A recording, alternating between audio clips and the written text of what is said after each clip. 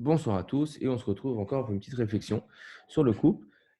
Et je partage avec vous une réflexion. Je ne sais pas si ça va forcément durer une demi-heure ou pas, mais je pense que c'est un point qui est important pour chacun d'entre nous.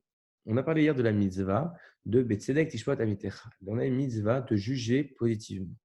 D'accord. Il y a une autre mitzvah qui est essentielle, notamment dans les rapports entre les gens. C'est la mitzvah de Ve'ahavta Le'acha Kamocha, d'aimer l'autre comme soi-même. Et comme on l'a dit hier rapidement, Rabbi Akiva nous dit que comment c'est possible d'aimer l'autre comme soi-même?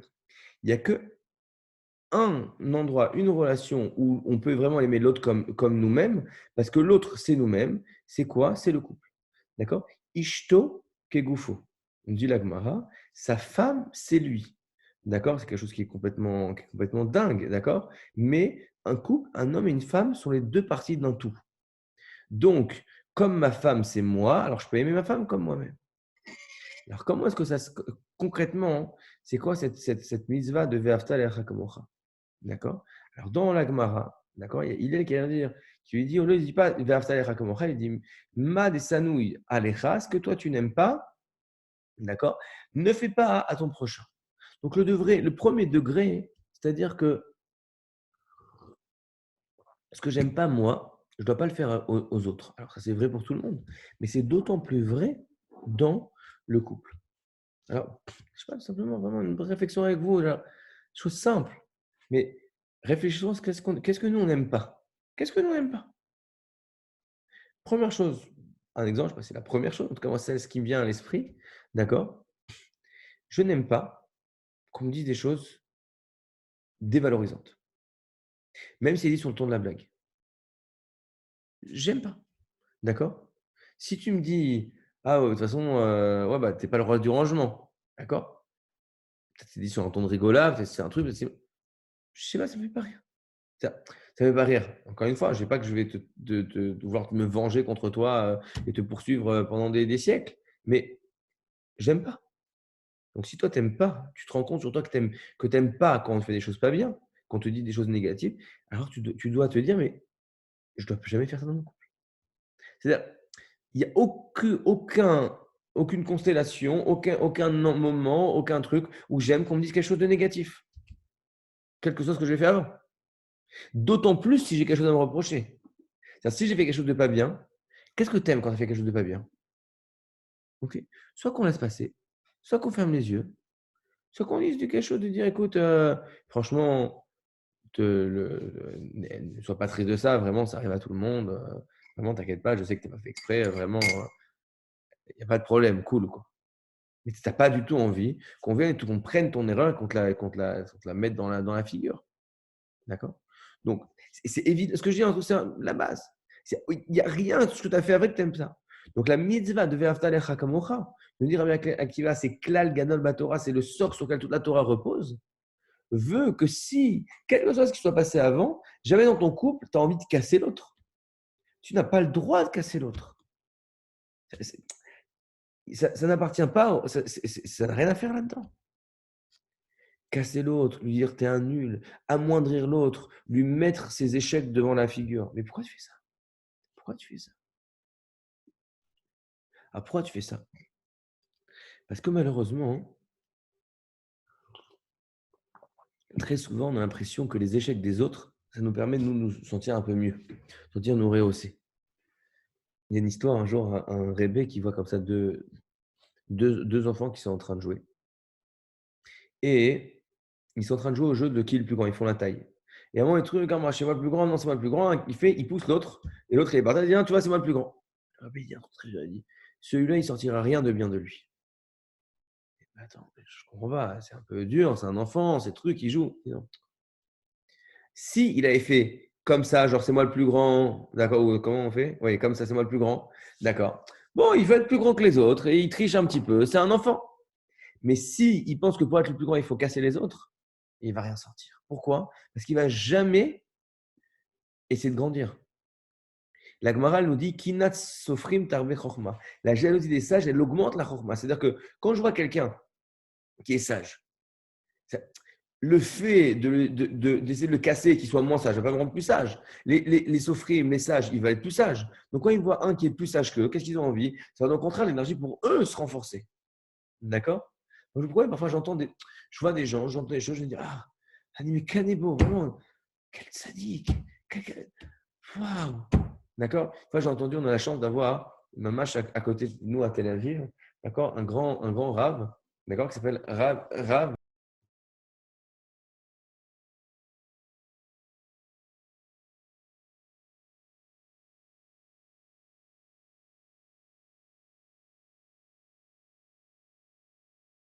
Une fois, donc, on avait ce, excusez-moi, je ne sais pas ce qui s'est passé avec l'ordinateur.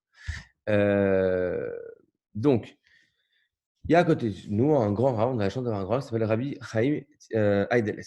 Et il a une émission à la radio. Alors, c'est un génie, un truc, etc. Je l'entends un jour dire, quand les gens ils posent des questions-réponses, etc. Je l'entends, je l'écoute comme ça. Je dis, mais moi aussi, je veux ça. Je voudrais, ça m'a donné l'énergie. C'est-à-dire que quand tu vois quelqu'un qui réussit, est-ce que ça, ça te pousse? Au contraire, tu te dis, attends, mais je ne veux pas voir sa réussite, je ne veux pas voir ce qu'il fait de bien, hein, parce que comme ça, je vais me sentir mieux. Je vais sentir que moi aussi, j'y arrive, que moi aussi, je fais. Ce qui est essentiel, ce que j'essaie de dire, c'est que le regard de façon générale, de se sentir exister ou pas exister dans le relatif par rapport aux autres, c'est quelque chose qui ne va jamais te pousser à faire quoi que ce soit de bien. Lui, il fait ce qu'il fait. Moi, je fais ce que je fais. Il fait mieux que moi, bah, tant mieux. D'accord? Je peux peut-être essayer d'apprendre de lui. Mais le fait qu'il fasse ou qu'il ne fasse pas ne change pas mon obligation. D'accord? Même si je suis le premier de la classe. Mais ça ne change pas que si je peux faire mieux, je dois faire mieux. Mon but, ce n'est pas d'être le premier, mon but, ce n'est pas d'être dans le top 10. Mon but, c'est d'être le meilleur moi possible. Je ne peux me comparer qu'avec moi-même. Ça, c'est vrai tout le temps. Mais dans le couple, c'est encore plus terrible. Parce que quand tu détruis l'autre, non seulement tu as loupé une obligation, une opportunité pour toi pour grandir, ça c'est terrible. Mais en plus, quand tu détruis l'autre, tu détruis toi. Il faut savoir une chose, que la Gemara nous dit la chose suivante. Sheker achen ve'evel yofi. Sheker achen, c'est un mensonge, la grâce. Ve'evel yofi, c'est une vanité, la beauté. Ishairat Hashem, Itzhala, une femme qui craint Dieu, elle est digne de louange. Elle vient la Gemara nous dit la chose suivante. Sheker achen zedoro shel Moshe Rabbeinu. C'est un mensonge que la grâce est la génération de Moshe Rabbeinu. Bien que c'est la génération ils ont reçu la Torah, ils mangeaient la main, etc. C'est pas ça.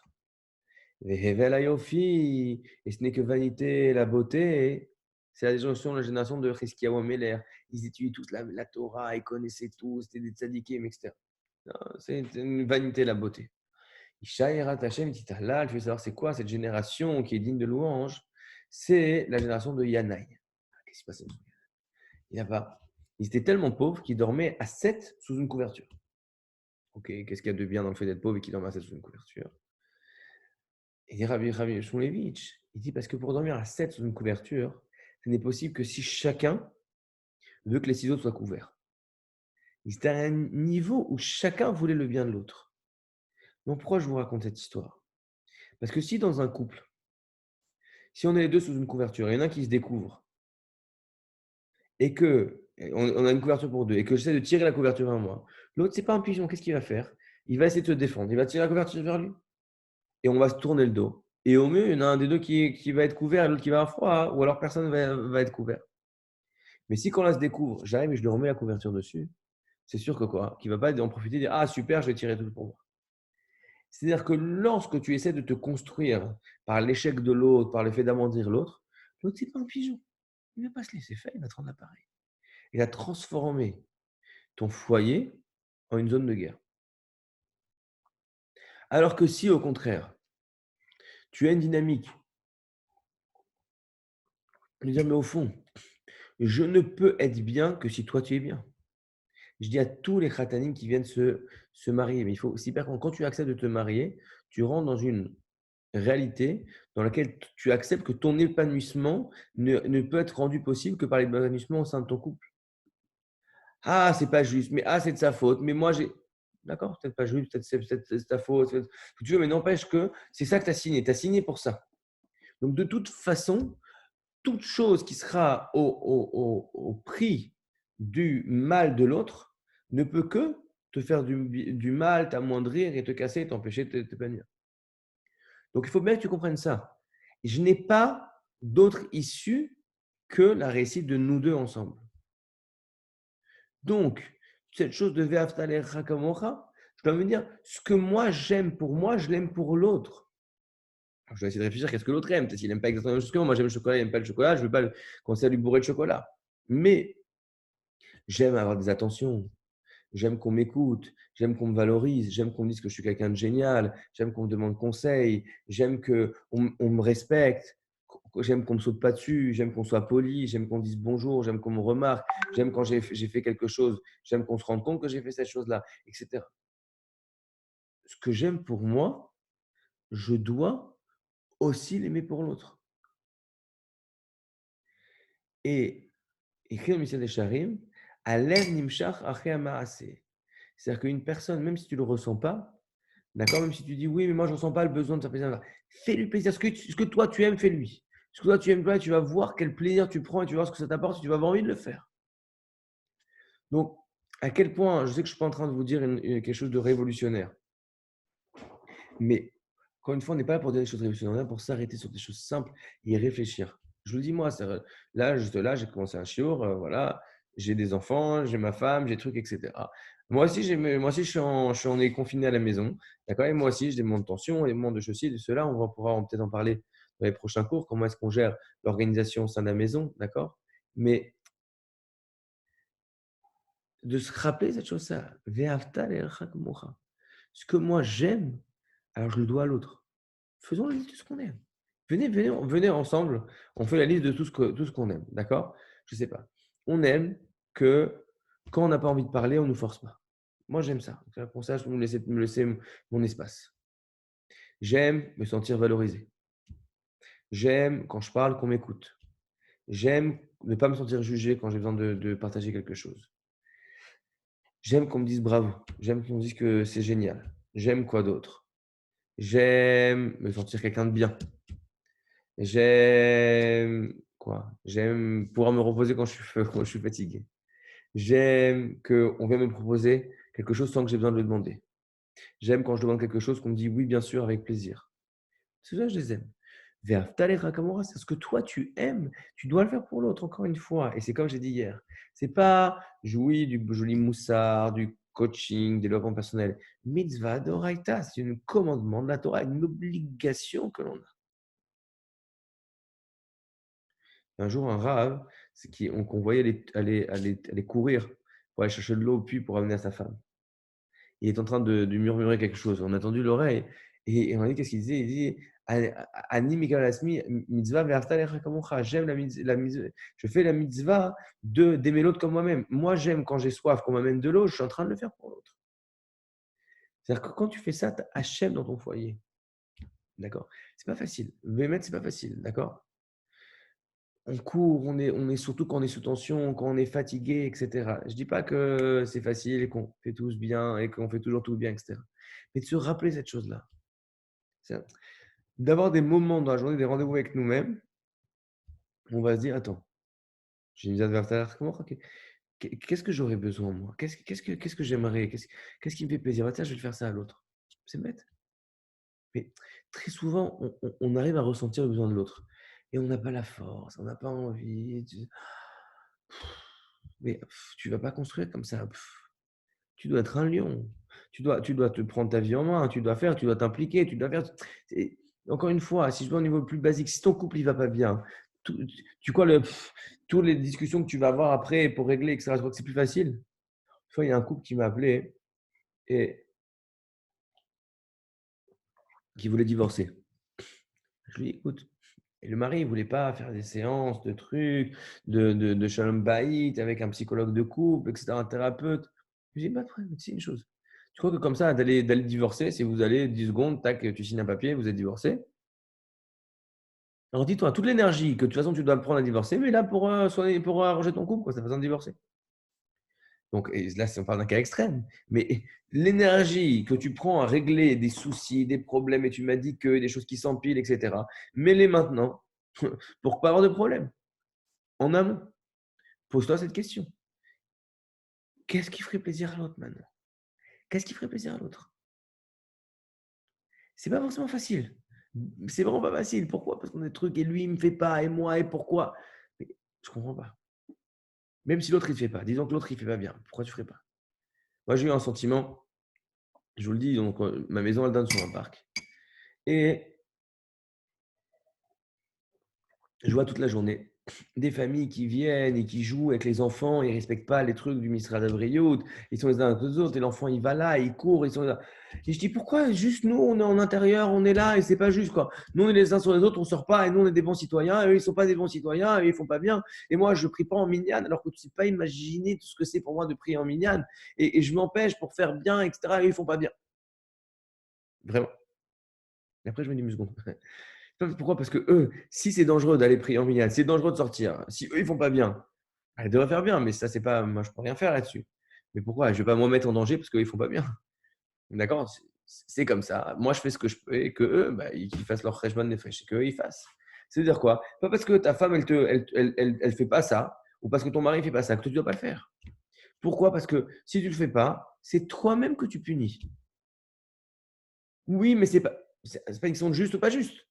Tu as le choix. D'accord? Imaginons que ton conjoint, il ne sait pas, il ne regarde pas. Tu regardes tous les soirs le cours d'Ethan Galan, et je t'en remercie, je t'en félicite, sur le Shalom Bayit. Et lui ou elle, il ne regarde pas. Donc, il n'y a que moi qui fais des efforts. Et lui, il ne fait pas d'efforts. Et ce n'est pas juste. D'accord? Mais lui, il ne fait pas d'efforts. Il devrait peut-être en faire. Bon, soit. Mais de toute façon, lui, il fait ce qu'il fait. Mais toi, si tu en fais, ça sera mieux ou ça sera moins bien? Ça sera mieux. Alors, fais-en. Ve'afta elecha kamocha.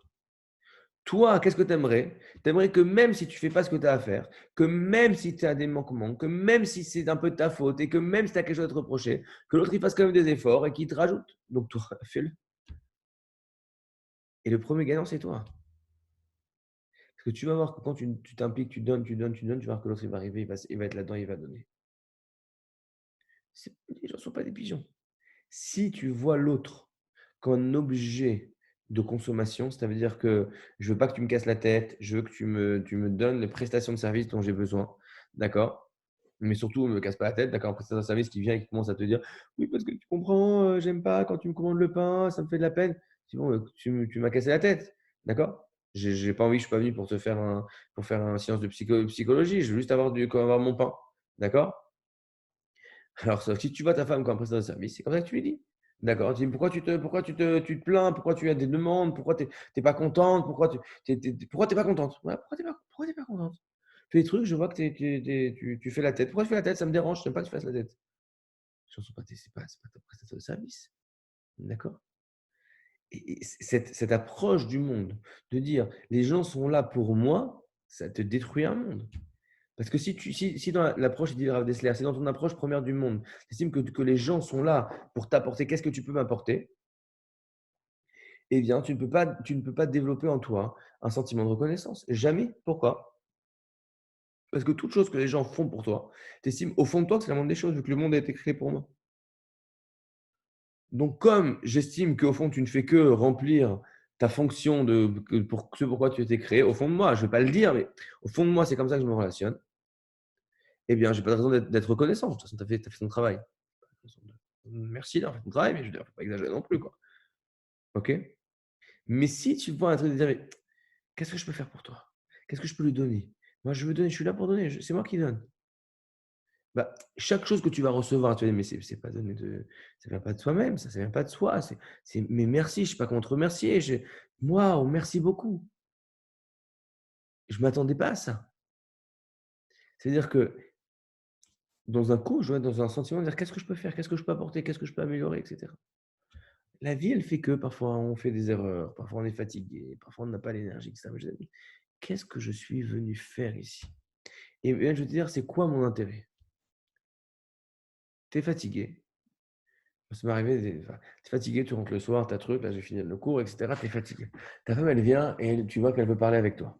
D'accord? Ton mari, tu vois qu'il veut parler avec toi. Bon, souvent, c'est dans l'autre sens. Mesdames, les hommes n'aiment pas parler. D'accord? Il faut l'accepter et le comprendre aussi parce qu'il ne faut pas trop nous juger. Quoi qu'il en soit quoi qu'il en soit, ton mari ou ta femme veut parler avec toi. Toi, tu es fatigué. Alors tu dis: «Je suis désolé, je dois aller me coucher». Et là, tu vois l'autre qui est vraiment pas bien. Il avait besoin de parler. Il attendait ce moment. Il ne faut pas qu'il est pas bien. Et donc toi, en l'ayant cassé, en essayant de gagner 30 secondes avant de coucher, tu vas voir que l'autre, il est pas bien. Tu vas dire: «Qu'est-ce qui se passe? Je vois que tu es pas bien». «Non, mais laisse tomber, non, de toute façon, je m'en fiche, va te coucher». «Non, mais je veux pas aller me coucher, je vois que tu es pas bien». «Non, je m'en fiche, va te coucher, de toute façon, tu veux pas me parler, je vais pas parler». «Non, mais je vais te parler, mais si tu» donc en gros, tu aurais pris 3 minutes d'être bien à 100 avec la personne, de l'écouter. Tu aurais gagné les demi-heures, 1 heure de trucs, de discussions, de choses et cetera. De toute façon, tu es perdant. De toute façon, tu es perdant. C'est une chose que lorsque tu consommes l'autre, l'autre n'a pas envie, personne n'a envie d'être un objet de consommation. L'objet de consommation, tu prends, tu jettes l'épluchure. D'accord? On n'a pas envie d'être un fruit, on le bouffe. Ça, personne ne va se laisser faire ça. Donc, si toi, fondamentalement, tu ne comprends pas que tu es là pour savoir ce que tu peux donner à l'autre, l'autre, naturellement, il va s'éloigner de toi. Naturellement, il va être en sentiment de guerre, on va être en sentiment de l'un contre l'autre. Et ça va créer des tensions et ça va être compliqué.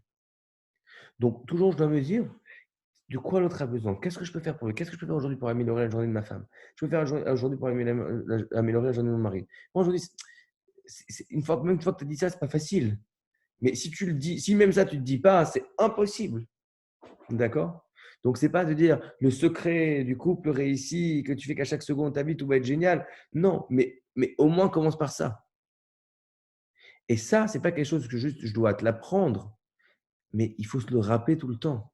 Pourquoi? Parce qu'on l'oublie, on est pris dans le chose, dans le quotidien, on est pris, on est fatigué, on est pris par les obligations et on est pris et on accumule des frustrations et on en veut à l'autre et on n'ose pas lui dire, il y a des non-dits et des choses dans une situation très complexe et cetera. Déjà, oublie tout ça de côté. Oublie. Qu'est-ce que je peux faire pour elle? Qu'est-ce que je peux faire pour lui? Qu'est-ce que je peux faire aujourd'hui pour que ma femme passe une meilleure journée?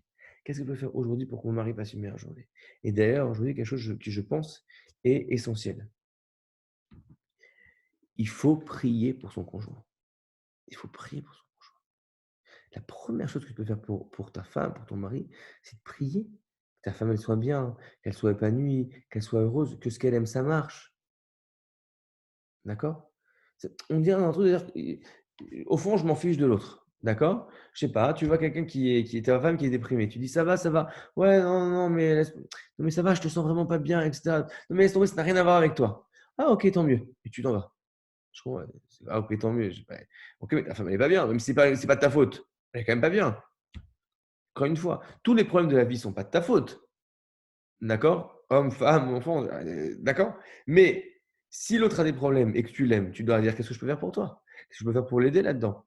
C'est pas parce que c'est pas de ma faute que j'ai rien à faire là-dedans. Malheureusement, très souvent, vu que le couple, c'est quelque chose de tellement essentiel que très souvent, c'est quelque chose qui ne va pas. Le couple, il a aussi sa part de responsabilité là-dedans. D'accord? Le conjoint, il a son manquement là-dedans. OK. Mais même, imaginons que c'est vraiment pas de ta faute, tu as rien à voir là-dedans et cetera. Il y a une galère au boulot et cetera. Tu dis: «C'est pas de ma faute». Mais OK, c'est pas ta faute, mais quoi, donc tu t'en fiches? Tu veux que l'autre soit bien. Toi, tu aimes être bien. Toi, tu aimes qu'on te fasse du bien. Donc tu dois faire du bien à ta femme, tu dois faire du bien à ton mari. Tu dois voir. Tu vois que je sais pas, tu dois t'arranger tout pour que l'autre fasse des choses qui lui plaisent. «Ah, mais il se rend même pas compte que c'est grâce à moi que» mais c'est pas grave, il est bien. Tu es pas content qu'il est bien? Non, parce qu'il croit que c'est qu'est-ce qu'il croit? Encore une fois, il faut oublier ce truc de on fait les comptes, de on croit et je dois me dire il est mieux ou il est moins bien et maintenant je me montre que je suis mieux. On n'est pas en train de se juger, on est un couple, on s'aime, on fait pas de calcul. Le moment où tu rentres dans un monde de calcul dans ton couple, tu as tué de base ton couple. Encore une fois, ça peut paraître très naze ce que je dis, quoi, du calcul dans un couple, et cetera. Mais je pense que très malheureusement, on retombe très facilement là-dedans. D'accord? Dire: «Oui, mais c'est pas ma faute», donc elle voit bien qu'elle est nulle. Elle voit bien que c'est de sa faute. Tu vois bien qu'elle ne sait pas faire. Moi, je sais faire, c'est pas de ma faute et elle voit bien là maintenant que c'est elle. Qu'est-ce que tu as gagné? Qu'est-ce que tu as gagné? Tu veux que ta femme, elle se sente une grosse nulle? Tu veux que ta femme, elle se sente une princesse? Tu veux une princesse? Alors fais ce qu'il y a à faire pour ça.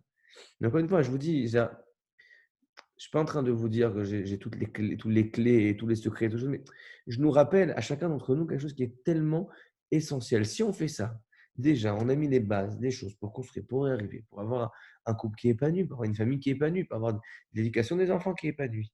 D'accord? C'est vrai aussi avec les enfants. D'accord? Mon but, c'est pas que mes enfants ils disent: «Ah bah tu vois, vous voyez les enfants que c'est de votre faute. Ah tu vois que là c'est pas du tout de ma faute. Ah tu vois que tu sais pas faire. Tu vois que moi je t'ai bien expliqué. Je t'ai expliqué mais c'est toi qui es bête». Super.